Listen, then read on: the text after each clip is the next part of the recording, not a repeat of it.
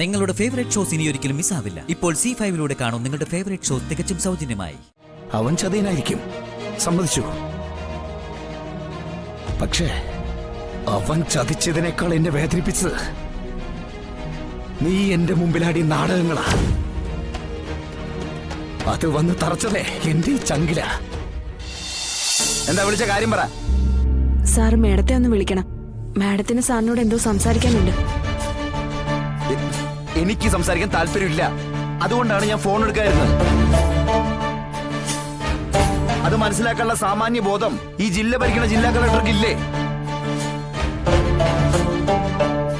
കഷ്ടം.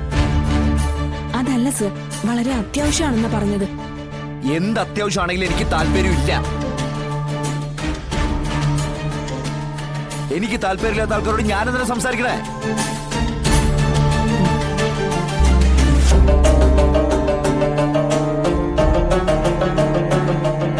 പിന്നെ ഇപ്പൊ വിളിച്ചു. ഇനി മേലെ എന്റെ ഫോണിലേക്ക് വിളിച്ചു പോയിരുന്നു പറഞ്ഞേക്കണം കേട്ടാ. ഞാനാണ്.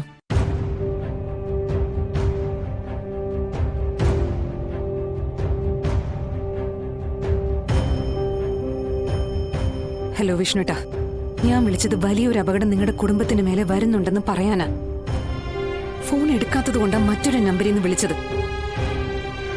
ഇപ്പൊ സംഭവിക്കുന്ന അപകടങ്ങൾ വെച്ച് നോക്കുമ്പോ ഇനി എന്ത് വന്നാൽ എന്താ?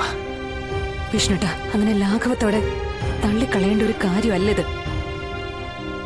ഏത് നിമിഷവും എന്തും സംഭവിക്കാവുന്ന ഒരു അവസ്ഥയിലേക്ക് കാര്യങ്ങൾ നീങ്ങിക്കൊണ്ടിരിക്കുന്നത്.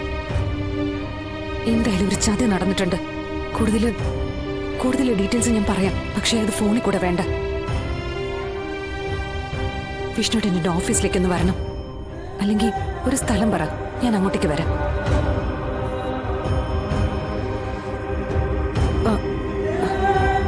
ഹലോ ഹലോ ഹലോ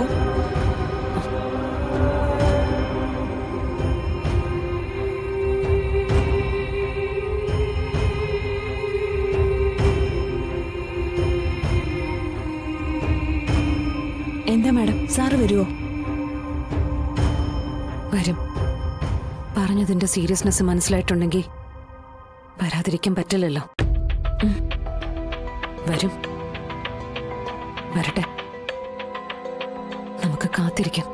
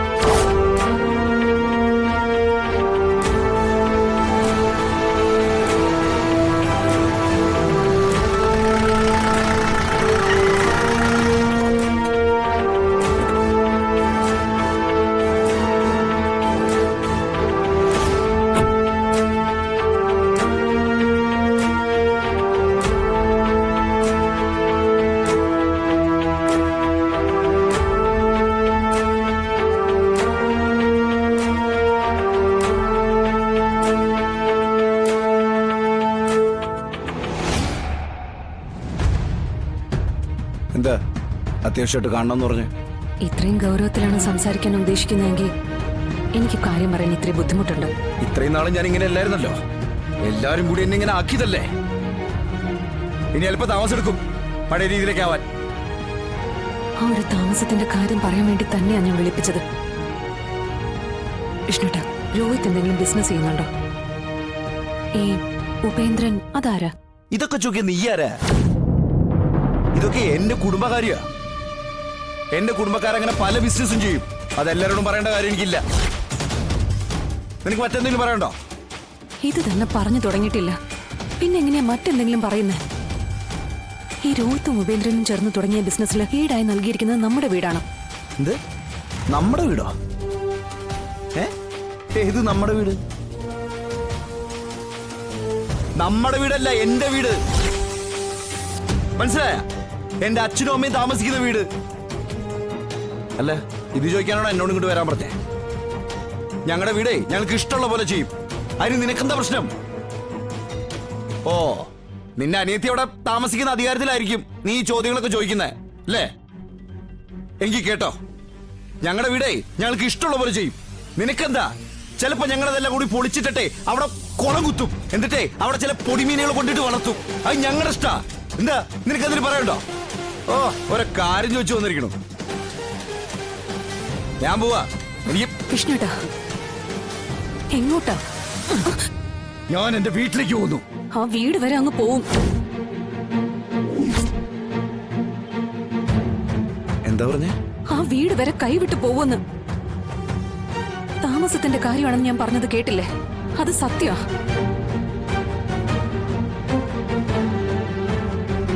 നിങ്ങൾക്ക് താമസിക്കാൻ വേറെ വീട് നോക്കേണ്ടി വരും. മനസ്സിലായില്ല. കാട്ടിൽ കയറി മരം മുറിക്കാനുള്ള ലൈസൻസ് ഒപ്പിക്കുക. എന്നിട്ട് അനധികൃതമായി പരിസ്ഥിതിയെ വെല്ലുവിളിച്ചുകൊണ്ട് അനുമതി തരാത്ത മരങ്ങൾ വെട്ടുക. കുടുംബക്കാര് നടത്തിയ ബിസിനസ് ഇപ്പൊ വലിയ തലവേദനയായിരിക്കാം സർക്കാരിന്. പരിസ്ഥിതി പ്രവർത്തകർ കേസും ഫയൽ ചെയ്തിട്ടുണ്ട്. കോടതിയിലെത്തിയ നഷ്ടപരിഹാരം സർക്കാരിന് കൊടുക്കേണ്ടി വരും. അതായത് സത്യാമ്മയുടെ പ്രോപ്പർട്ടി വെച്ചാണ് എടുത്തിരിക്കുന്നതെങ്കിൽ കോടതിയിൽ കേസ് പോയാൽ കുടുംബത്തോടെ ഇറങ്ങേണ്ടി വരും. കരാർ ഒപ്പിട്ടിരിക്കുന്നത് രോഹിത്തും ഈടായി നൽകിയിരിക്കുന്നത് നിങ്ങളുടെ സ്വത്തും ആവുമ്പോ മുഴുവൻ ഉത്തരവാദിത്വം നിങ്ങളിൽ മാത്രമാ. രോഹിത്തായി ഉണ്ടാക്കിയ പ്രശ്നമല്ലേ? അതവൻ തന്നെ തീർത്തോളൂ. അവനായിട്ട് തീർത്തു തരുമെന്ന് പറയുന്നതേ നിങ്ങളുടെ സ്വത്തുക്കളും മൊത്തമായി സർക്കാരിലേക്ക് കണ്ടുവിട്ടുമെന്നാ ഉദ്ദേശിക്കുന്നത്. കുടുംബക്കാര് വഴി ഇങ്ങനൊരു ചതി ഉണ്ടാവുമെന്ന് ഓർത്തില്ല അല്ലേ? അവൻ ചതിയനായിരിക്കും, സമ്മതിച്ചു. പക്ഷേ അവൻ ചതിച്ചതിനേക്കാൾ എന്നെ വേദനിപ്പിച്ചത് നീ എന്റെ മുമ്പിലാടി നാടകങ്ങളാ. അത് വന്ന് തറച്ചതേ എന്റെ ഈ ചങ്കില. ഇനി എന്റെ ജീവിതത്തിലെ നിനക്കിനി ഇവിടെ സ്ഥാനമില്ല. എന്നെ വിഷ്ണുവിട്ട് മനസ്സിലാക്കുന്നില്ല എന്നൊരൊറ്റ സങ്കടം എനിക്കുള്ളൂ. മനസ്സിലാക്കിയിരുന്നെങ്കിൽ ഇങ്ങനൊന്നും പറയില്ലായിരുന്നു. വീണ്ടും നീ എന്റെ മുമ്പിൽ നാടകം കളിക്കുക. നീ, നിന്റെ അമ്മ, നിന്റെ അനിയത്തി, എല്ലാവരും എന്റെ അമ്മയുടെ മുമ്പിൽ പറഞ്ഞത് മുഴുവൻ കള്ളത്തരങ്ങളാ. എന്തിനാടി ആ കുട്ടികളുടെ മുമ്പിൽ വരെ നീ കാണിച്ച് തരം താഴ്ന്ന വൃത്തികേടല്ലേ? എന്തിനാടി നിങ്ങൾ ഇങ്ങനെ കുടുംബത്തോടെ മറ്റുള്ളവരെ കബളിപ്പിച്ച് ജീവിക്കുന്നേ? എന്ത് പുണ്യം കിട്ടാനാ ഇത്രയും നുണകൾ ഇങ്ങനെ എഴുന്നള്ളിപ്പിക്കുന്നേ? വിഷ്ണുട്ടൻ എന്തൊക്കെയായി പറയാ? അങ്ങനെ നീ എന്നെ വിളിക്കരുത്. ഡൗൺലോഡ് ചെയ്യൂ C5 ആപ്പ്. കാണൂ എല്ലാ എപ്പിസോഡുകളും സൗജന്യമായി.